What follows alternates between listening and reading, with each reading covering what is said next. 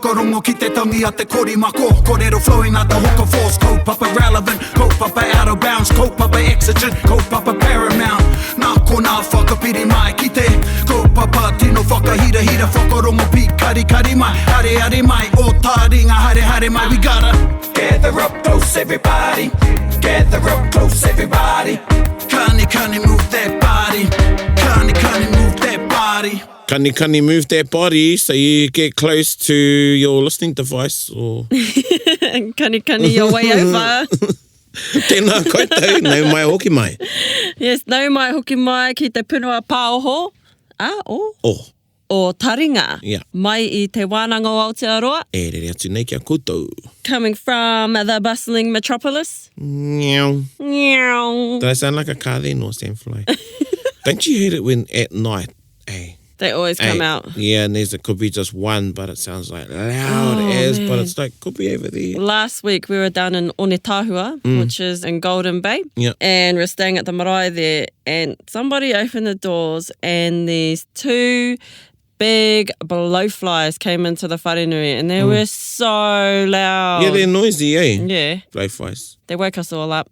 Yeah. Anyway, ko tahi atu ki te kaupapa. Ko tahi atu ki te kaupapa. Today's kiwaha is e ki. E ki. I feel like I hear this one a lot around Tūhoi. I hear it all the time. Yeah, e ki. E kira is another rendering of this. E kira. Yeah, e kira. But e ki. My favourite ma auntie used to use it all the time. Usually when I was getting a growling. It's just one of those ones that rolls off the tongue. What does it mean to you? What do you think it means? Or what's your... Because I like your definition of kiwaha, which was... It's a funner way of saying something. To say something. E ki. Oh, let me think about it. To me, it's more like an exclamation or something when you're a little bit surprised, maybe. Yep, tika tēnā. Yeah. Yep, that's one tika tēnā whakamārama, exclamation. I don't know what literal words would be for it. E ki, mere is hapu. E ki. Yeah. And it can be eki, you don't say. Yeah, you don't say. Yeah, that's a good one. Yeah, you don't say. Or it could be like, eki, you just ate all the kinners. Yeah, that's another one. Yeah. Eki. Sort you of got a cheek. Sort of like how people, how I always use air. Yeah, same. Yeah, that's it. Eki. Who do you think you are? Yeah, eki. Yeah. Eki, I like it. Eki. Kind of sounds like heki. Yeah, eki, you heki. Or someone say, you heki, eki, you the heki. Hey. Alright. So koe nā te kiwaha, eki. Eki. Eki, we didn't mention. We're on episode Whitu Te Kaumā Iwa. Eki. Alright. Already up to 79. What do we got coming for you guys today? I think it's a bit of Tikanga 101. Tikanga 101. Today's Tikanga is Tikanga and technology. Good kaupapa this one. Yeah.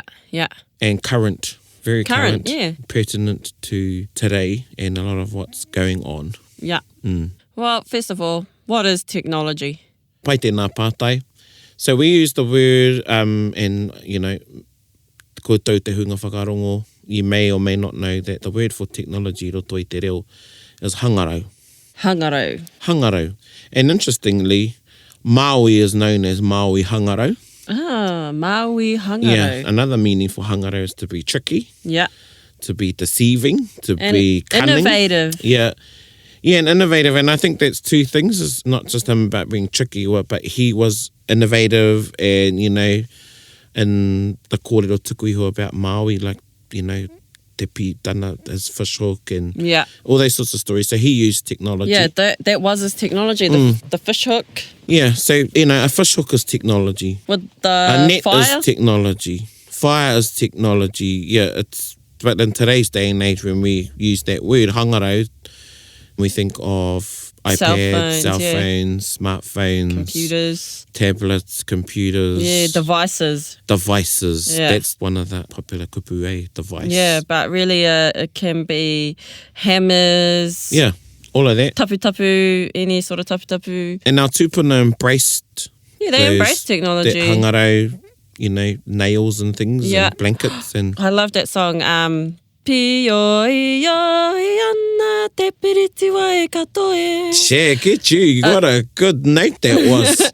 My favourite part is the start. But that song's all about te whiti, telling his people to take up the technologies of the colonisers. Well, it's actually cautioning him to be careful of the colonisers. Okay. Yeah. And even that, like, waiata is a technology. Yeah, it is. Yeah. You know, we used it to teach.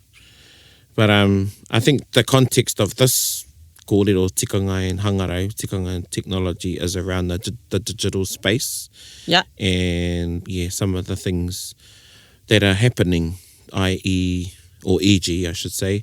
Tangihanga. Yep. So live streaming tangihanga. Yeah. We will talk about probably a bit more when we finish off because we have done some tangihanga episodes. Hey. But the tikanga about that. What about I was at my cousin's wedding and a few of the guests actually Facebook live streamed the whole entire ceremony. Yeah, well, same thing. What's the difference? You see that a lot now.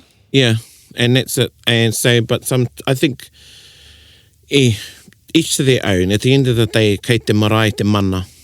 So, as an example, I wouldn't say it's become a trend, but there was one part there where there were some predominant rangatira I roto I te ao Māori who passed away and their tangihanga were being streamed.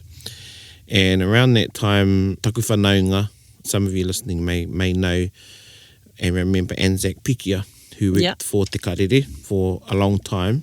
And I think that he didn't for Te Whakaata Māori ko wareware au.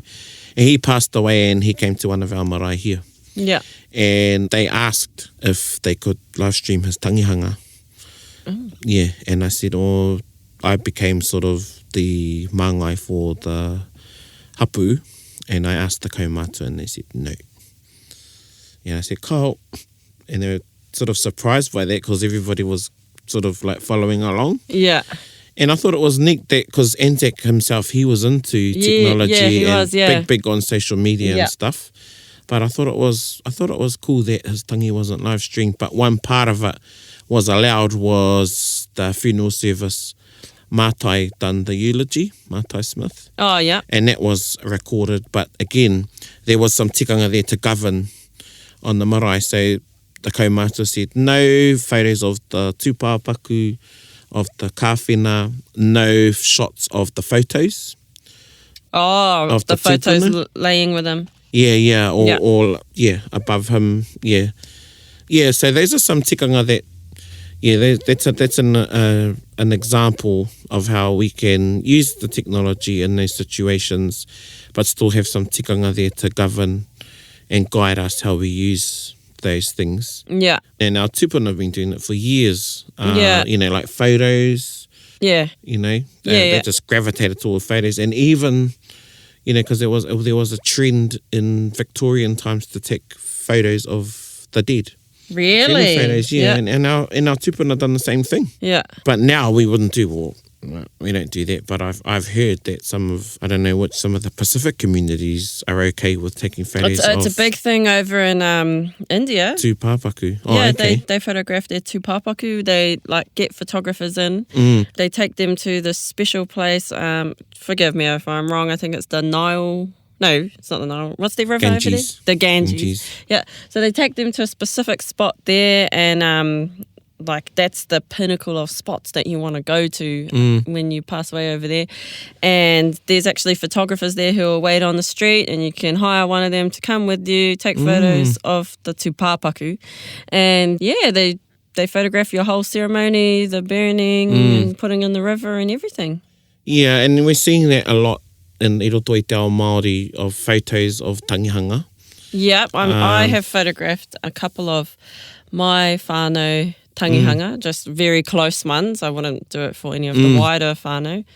Probably one of the most, I think is one of the most famous photographs is that of Kingi Koroki as he's being carried up taupiri. Yeah. And, you know, the pallbearers have got the kāwhena on their shoulders. They're all wearing taua or parekawakawa. Yeah.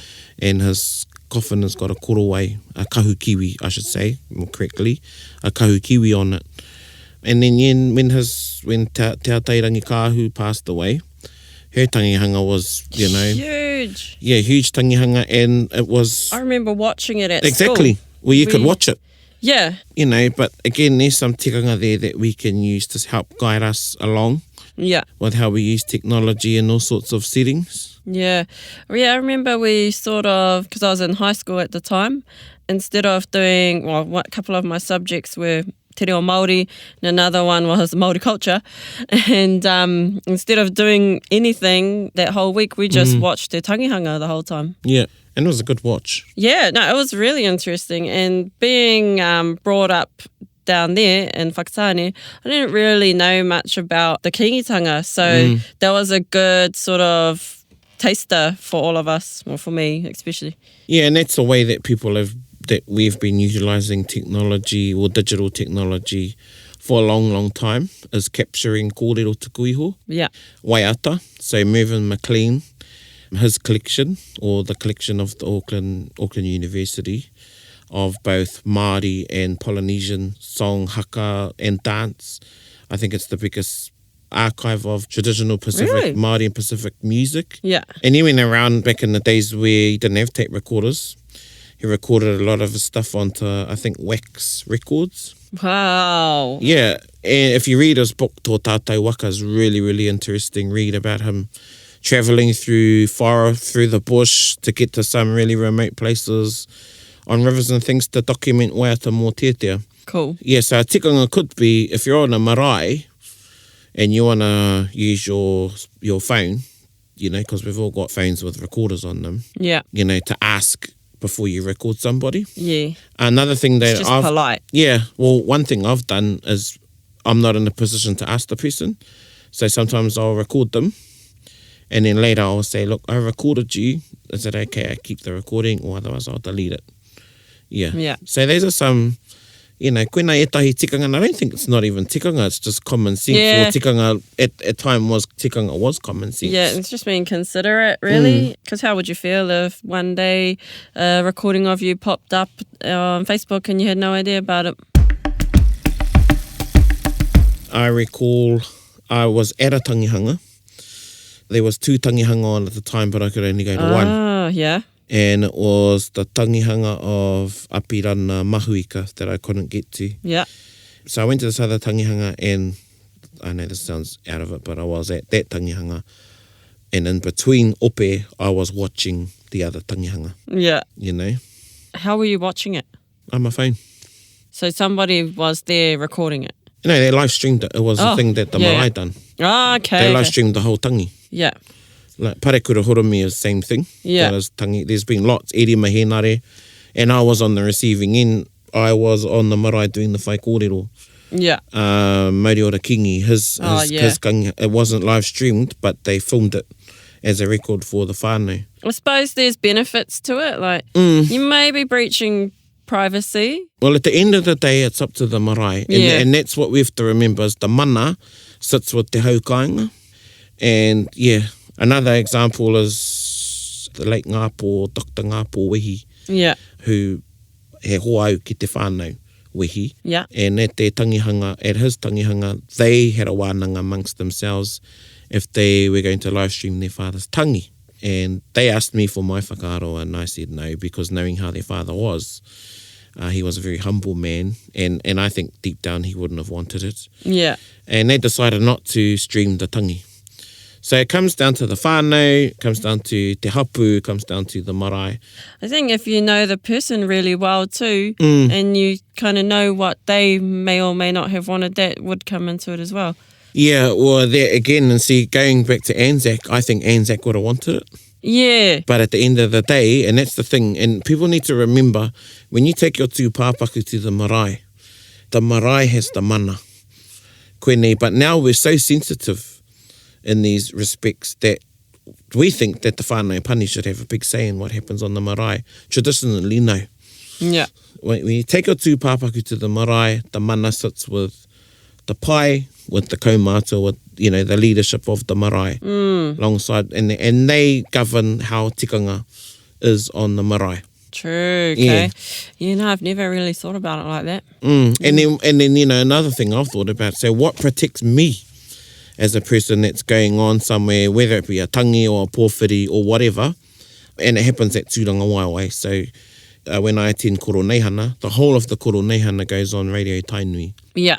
But Whanganui, they perform one of their items and they allow Radio Tainui to broadcast the whai kōrero and things like that. But when it comes to their poi tapu... Yes, I've seen that. Yeah, Radio Tainui doesn't broadcast the poi. Yeah.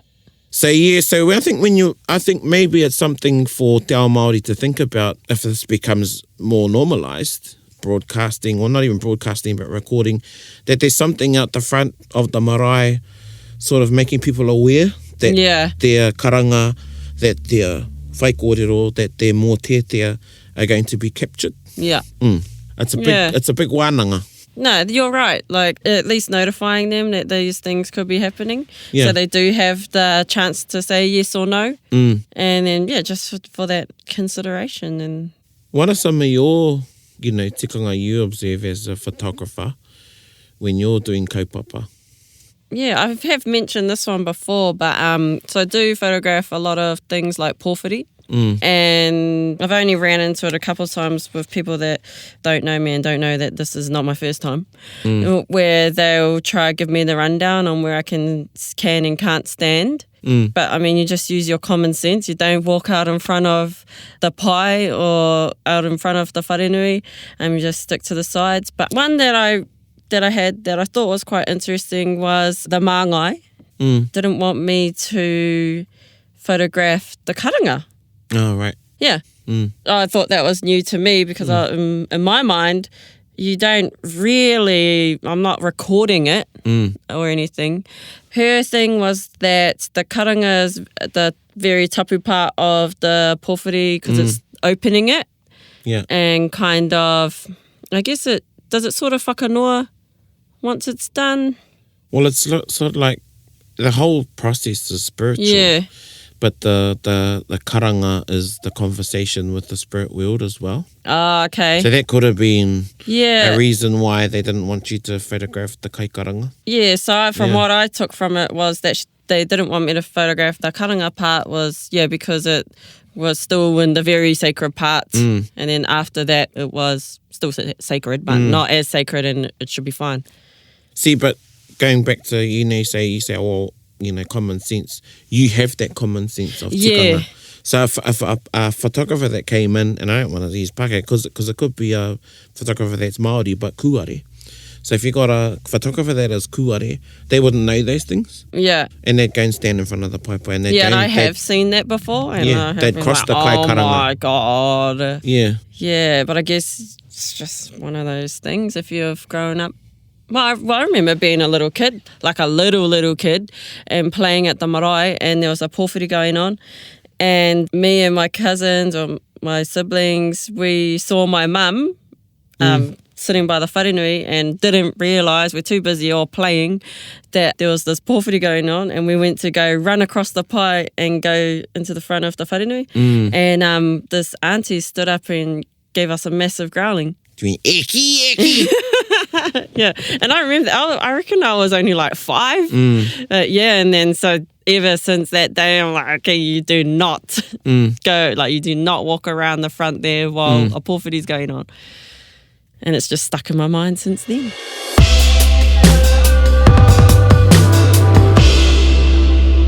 I've got some old cassette tapes.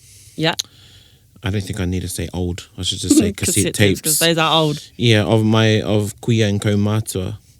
And where I keep them is in a tapu place at home. So they don't mix. So those are some other things of looking after technology in that respect. Yeah. Yeah. So I keep them somewhere where they're not going to, where there's no kai, where I'm very particular. But I think about my laptop. Yeah. You know, and on my laptop, I've got karakia, I've got mōtete, I've got whai kōrero, I've got all sorts on there. Yeah. And I do, you know, we all do very noa things on the laptop. Yeah. You know, so those are things, you got to be careful because you can play mind games with it. My laptop goes on the table. Yeah. You know, it goes in your car. It's probably set on a seat. Yeah. Yeah. And how my whakaaro was, okay, I've got them in a file. So this is my own sort of like justifying or just keeping myself safe. Yeah. But those are the sort of conversations I have with myself. Yeah. You know, when I think about, how would our tupuna feel about that? You know, and some people think, you're just being silly. But, that's an example of how having a very whakaaro Māori or philosophical Māori world view. Yeah. Well, how impractical, though, would it be if you were you'd have to have like 2 laptops if you didn't want to mix the two. Exactly. You'd have to have 2 chargers. Yeah. But you could do that. You could, yeah. Yeah, it depends. It's all on the person again. Yeah. I mean, if you wanted to be that pedantic, good on you, but I couldn't do it. I remember hearing from Po a story about a book. He talked about this book that was tapu. Yeah. So, again, that's technology, writing. And our tupuna took to reading and writing. Yeah. And I don't know if you've seen some of the old ledgers. Anything you could write in, they'd write. They were ledger books, so they've like done out to keep records and things. Yeah.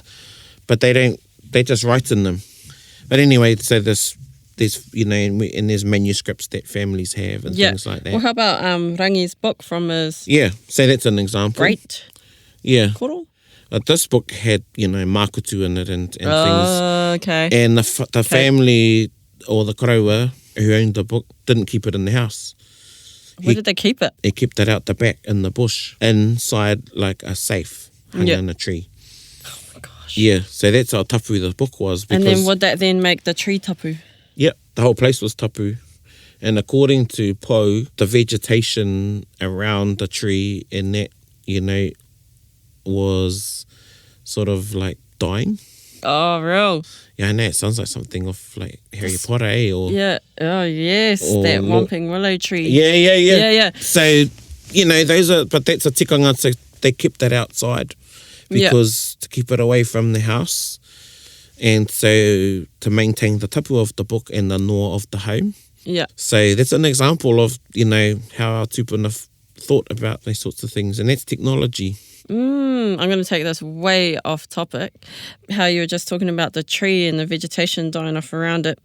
Have you been to Te Haika o Te Waka o Tainui? Down Whakaparawa? No, you have to take me there. Haven't you? Or Rawiri, you might have to take me there for listening, Rawiri. Yes. Well, so there is a carved monument there, I should say, to show you where the spot is. And it was done by Te Puya's carvers. And there's 4, they're lizards, sort of, on it. And they face the different directions of the winds. Right. And then also on the rock is the things that they brought with them to Aotearoa. So there's like baskets with like hue in it, their tools, kumara, I suppose, and other things. A few years ago, around Easter time, there was a big fire there. It went all across the dunes and the whole area of the bay where the rock is, where Te Haika is. And I was there like 2 days later, and so the whole place was just ash, black ash, no plants remaining in the land. And the really out of it thing was where the monument is, it has a white sort of fence around it. Everything, all the grass and stuff inside the white fence and about a metre around the whole perimeter was green. It was still green. Everything else, ash. Yeah. The rock, the fence, and the grass in and just around it, all green. It was crazy. I reckon that place is Those are cool. I like tapu. those stories. Yeah, they give you sort of like remind you that those things are still. That it kind of makes it seem really real. Yeah. Anyway, back to it, Tikanga. Tikanga and technology. Another one I posted up a few months ago about people putting photos of headstones up. Oh, yeah. Te mutungiho, at the end of the day, they've got the mana with their camera, that's their loved one, but I'm like, I don't want to see that. So I usually unfollow because I think they're gonna post up again. Yeah. And one of my cousins, if they see something like that, they get so freaked out, they go and have a karakia and do themselves with the water. Yeah. Because they get a bit hopo with it. Yeah. Oh, so at our urupa, I have in my whānau, people just expect me to take photos of everything. Yeah. It's kind of like weird to them when I don't have my camera. And so anyway, up at the urupa one time, someone said to me, take photos of this. We were just on a reunion, go back to see my nan and kōrero and my uncle's graves and read the headstones and everything.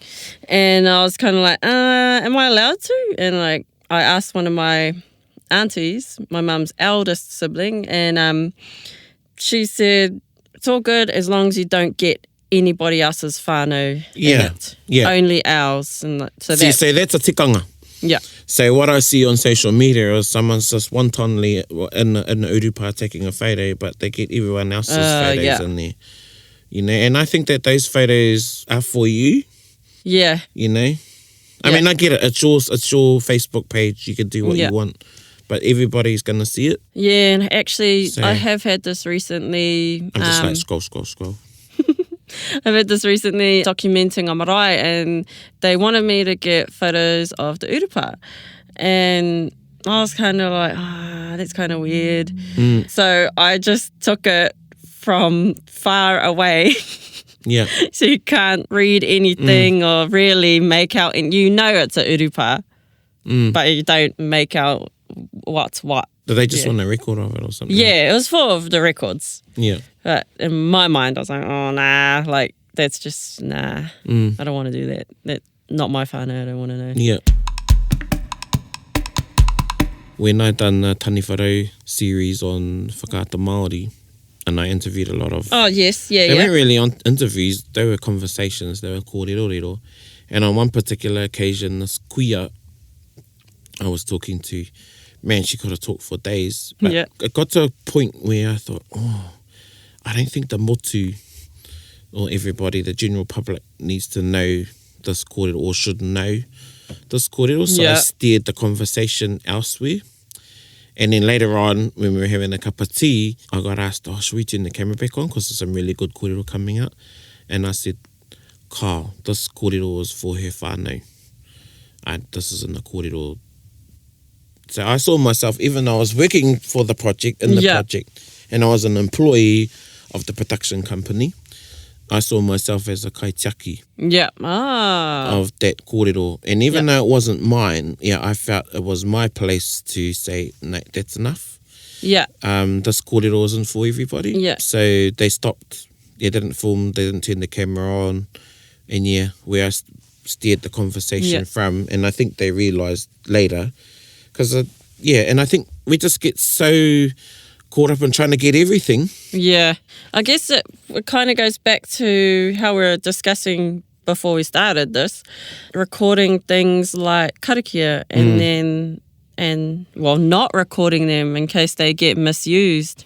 Yeah. And, used by people who don't have the knowledge to carry them. Yeah. They don't have the knowledge, and it's not just the knowledge, it's the heart. Yeah. Yeah.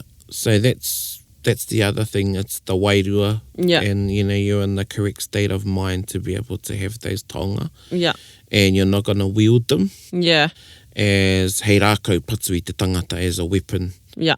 And that could be just in the sense of showing off that you know something because you've recorded, Yeah. So there's all those sorts of things. And I come from the viewpoint it's keeping that person safe as well. It's not just the kōrero and the karakia that's on there. Yeah. So it's looking out for that person as well. Yeah. Just to be careful with those things. Yeah. Coming back to the photography world, we're here at the Wānanga when we photograph campuses and things like that. We're really aware now of artwork. Yeah. Yeah. So if we photograph artwork and then we put it up on the Wānanga photo library for our graphic designers to use, the artwork has to have permissions from the artists. Yes. Yeah, because then if we use it, then we'll be making reproductions of their artwork. That's right. Yeah. Yeah. And a whole lot of other things it comes into it, like copyrights. Yeah, so that's L-A-W and a bit of L-O-R-E. Yeah. Well, here's another one, same sort of a thing, different. So on this one occasion, and it was here for mahi, I was getting consulted on using a photo that we had the permission to use. And it was of a wharenui with a kuia on one side. And ironically, she was doing the karanga. Anyway, the designers asked me, is it okay to flip the photo? And not thinking, I said, oh, have we got permission to use the photo? And they wanted to flip it because it'll fit better with the text or whatever. And I was going, yeah, it should be all right. And in passing at the time, our kaumātua, who doesn't work with us anymore, he retired, Huki Te Rangi, he just happened to be listening. And he said, oh, kare tērā e pai ana. And I said, oh, hea o whakaaro. And he said, oh, that's no good. And I said, oh, what are you thinking? And he said, well, on that marae, that's what side the kuia does the karanga on. And he says, if you flip that photo, you're changing her side, so you're changing the tikanga of their marae. Yeah. You know, and, I didn't even think that. And then he says, and you've put the you're gonna change the maihi and the amo, which are the parts of the wharenui, to the other side, and the carvings on the whakairo won't relate to that side of the wharenui. So it's just good to have that wise, from the kaumātua. Yeah. You know. Just a simple thing like that could change so much. Yeah, so that's an example of tikanga and technology. Yeah. Yeah, and again, that's why I'm a bit wary of my whai kōrero and things being recorded, because someone could take one snippet of the whai kōrero and not hear the rest. Yeah, and take something I say out of context. Yes, yeah. That's a bit like when you get a text and you might read it in an angry tone and think, oh my, eki, this person just texted me this. Yeah. When really they've sent it in a nice tone, but you don't get that across a text. Or emails. Yeah, emails, anything written, you kind of miss the context. Yeah. Same with emails. So I like to open up with a little mihi. Yeah. Say tikanga tērā. It might be just a one-liner. I'm coming in peace sort of mihi. Yeah, well, just the mihi, because some people just da-da-da straight into it. This is what I want. Yeah, and same thing, and this is just me, if I've put someone in an email who hasn't met the other person, and I've got to introduce them, I'll say in my mihi, hone tēnei te whakatūtaki a koe I runga I te imera kia mere or whoever it is, tēnā koe, tēnā kōrua, so I think those are some... Yeah, that is really... that's tikanga that translates across into... Te Rawhitiroa, he's really good at doing that. Into emails, and even how you sign off on the email. Oh, yes, we've had this conversation briefly, and hei ko now nā mai. I know not just ngā mihi. Yeah, okay, a koe tēnā. No, I've changed it. I've changed it up to nāku noa. Oh, ka pai. Yeah. Yeah. Those are some things, and again, if we went back when our tupuna started writing letters to one another, and if you read a lot of them in ngā newspaper Māori, the Māori newspapers, and you read the letters to the editor, or letters to, there can be there's a dialogue going between two people who are writing letters to be published in the newspaper. And it's quite neat if you read them, because they're kōrero to one another. It can be quite a big take. And they'll still have a mihi in there. Yeah. Where would you find such letters? I'd love to read these. I don't know, something that I do. I like reading the old Māori newspapers online. Okay. Yeah. Digitech.co. I don't know. I'll look this up. Yeah, Māori newspapers have some really, really interesting articles, and it just gives you an insight into how our tupuna spoke and thought. Yeah. Yeah. So, Māori newspapers. Look that up. I'm going to look it up. Yeah. Just write that down. It's happening. Yeah. I think you'll have a good look on there. So, again, that just shows how technology sort of changed through the times. Yeah.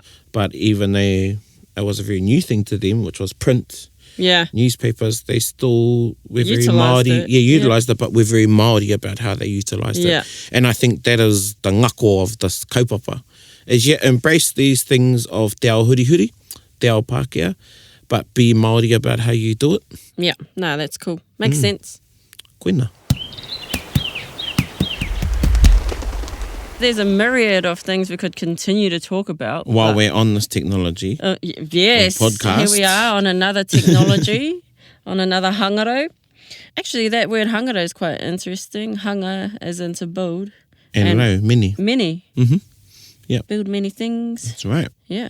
And actually, it's a good kaupapa too, and I say it all the time, but you might re-engage with us on our Facebook page. Yes. You might have some pātai too that you've sort of queried in your mind about hangaro, technology and tikanga, and te ao Māori in general. And hangaro and te ao Māori. Nō reira, tā tātou waiata tuahine? Tā tātou waiata is he pūtorino. Or te pūtorino. Te pūtorino, I think it's called. And that song was composed by Hirini Melbourne. Te pūtorino a Raukatauri. Pūtorino a Raukatauri. Whakarongo mai.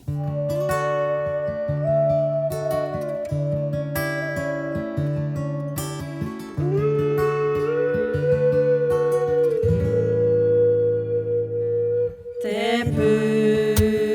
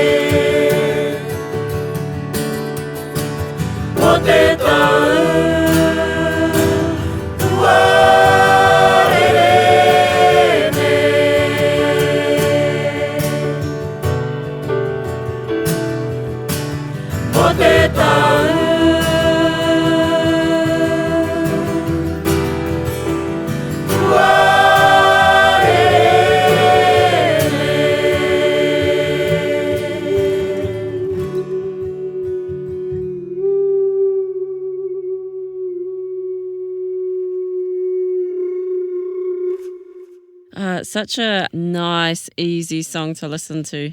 Soothing. It's one of my faves from Hirini. Yeah, I remember. Yeah, I've got a lot. Oh, yeah, you'd have a lot. And the interesting thing too is that taonga pūro is a hangarau. Yes. And that can be a kaupapa kōrero from us for another day. Another episode, yeah. And we could probably get Horomona in. There's a range of people we could get in. Yeah, there actually is, eh? I'm still passionate about taonga pūro, but I sort of... Do you play? Yes. Which ones? Whatever. Okay. Whatever I'm feeling. Yeah. Yeah, but Hirini was still well alive when I was at Waikato. Yeah. And I had him. And then after him, Rangiria took over his class. Yeah. Who I got close with as a good friend. And we've done a lot of hiding. So yeah, that could be a kaupapa kōrero for us another time. Cool. Hoi anō, koe nā tātou a tāua kōrero rero I tēnei rā. Right. E mihi tonu ana kia koutou. Thank you all again, our listeners. Yes. For listening in. Thank you. Thank you very, very, very much. E mihi nei māua I konei te ipurau I te wānanga o te roa. Nō reira kamihira kia koutou. Tēnā koutou, hei kona mai rā. Ai, hei kona.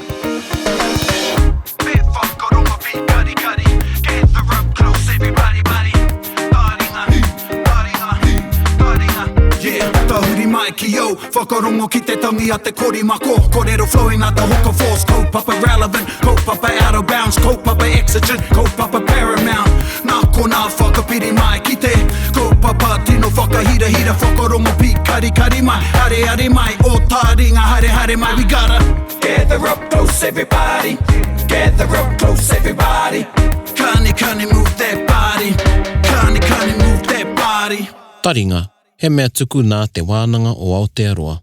To listen to more episodes, Search for us on your podcast app and subscribe. Taringa, whakarongo mai.